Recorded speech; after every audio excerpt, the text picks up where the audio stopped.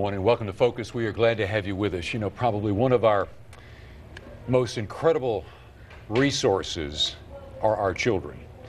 And Mississippi, is always, for many years, has been behind on a lot of things. And sometimes that may be because we don't give the opportunities to our very young children like maybe we need to, so that they can get ahead and later on in life they can be competitive with all the others that are around them coming from other states as well. Well, there is a program that just is getting started this year that is geared especially for helping give children a head start. It is called Mississippi Building Blocks. It is a 3-year program, and if you want to think about something that is like this, that's all encompassing, I mean, this is just about it. It's going to involve daycare centers. It is going to involve legislators. It is going to involve teachers. It is going to involve parents. Just about everybody is involved in this program, and we're going to learn more about Mississippi Building Blocks today from its executive director, who was nice enough to drive up from Jackson to be with us here today, Dr. Lori Smith. Dr. Smith is the executive director of Mississippi Building Blocks. She's been with them for several months now. That's right. Months, yes. Several months. And thanks for taking the time to be with us. We appreciate it. Thank you for having me very much. Very nice. Now, let's learn a little bit about you. I mean, you come to the table with this, I think, just really excited about this kind of program because you've kind of wanted to be an educator, have been an educator maybe for much of your life. I have. I was fortunate enough, the first job I got after I graduated from college was at a preschool, which I thought, gosh, I really wanted to be teaching an older grade, and I fell in love with this age group. But you were with young children. I was with young children. Yeah.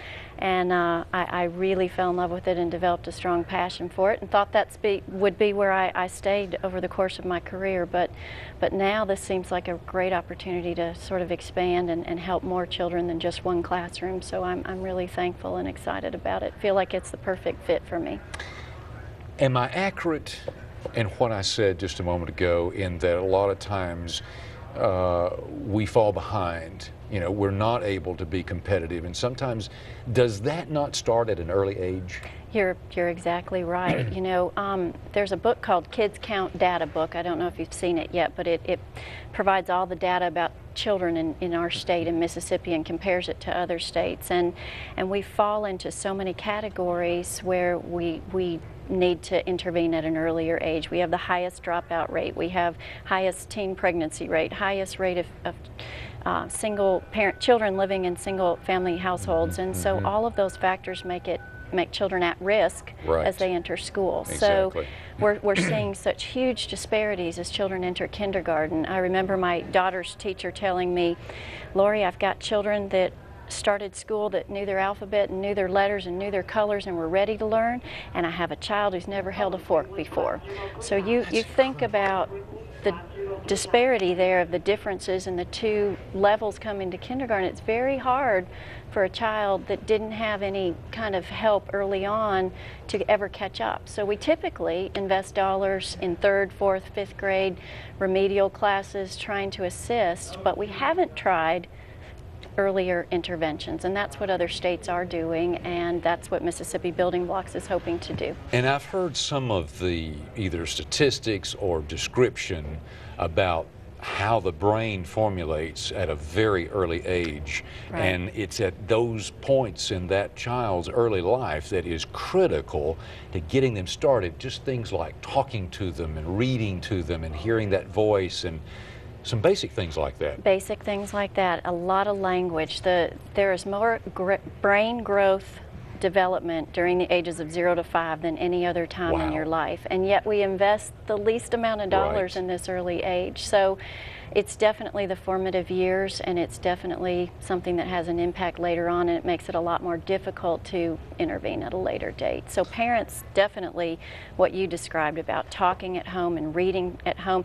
A child who comes to school from a home in poverty typically hears several thousand less words than a child child from middle to upper income levels. So if you think about a child who's only been spoken to as sit down, be quiet, go to your room, eat dinner, do this, do that, versus a child who is spoken to of how wonderful the day is, and look at the sun, and look at the stars, and having all those vocabulary words, you can see quite clearly how reading can be the first thing that falls behind as they begin school, because they already know so many fewer words. Yeah. Of course, this is going to involve about 3,500 children, and it's going to involve daycare centers. Right. And I guess before we get into the real substance of a lot of this, I'm sure you feel very confident about the results of what you think will come out of this. But this is just the start, isn't it? That's right, that's right. And I do feel very confident. I wouldn't have taken this job if it wasn't designed in a way that was based on sound research practices. So we are following up on the work from the Early Childhood Institute at Mississippi State University. Kathy Grace's team has done years of research in smaller studies that told us, you know, one day of helping a teacher doesn't improve practice. Once a month doesn't help. We're going to try a 20-day intense intervention to help these schools, but that's based on previous research. It's not just a figure we made up. I have hired an outside evaluator to look at our data. University of Missouri, Kathy Thornburg's team is doing that for us. And we're comparing our results to a control group. It's a very strong research design, and I truly believe we'll have a very good impact. But we are just getting started. Yeah. Our first intervention in the classrooms will begin late August, early September. So we've got the staff hired. I'm beginning to start their training, and that's where we are on the timeline right now. But it'll start full swing in August. In August. Okay. You know, we don't have time to get a lot of particulars, but start us off where this begins. Does it begin at the daycare center? Yes, we will, and we're going to work with licensed childcare. We want to be able to show that this works for all types of programs. So when there's different definitions, there's daycare, childcare, you know, preschool.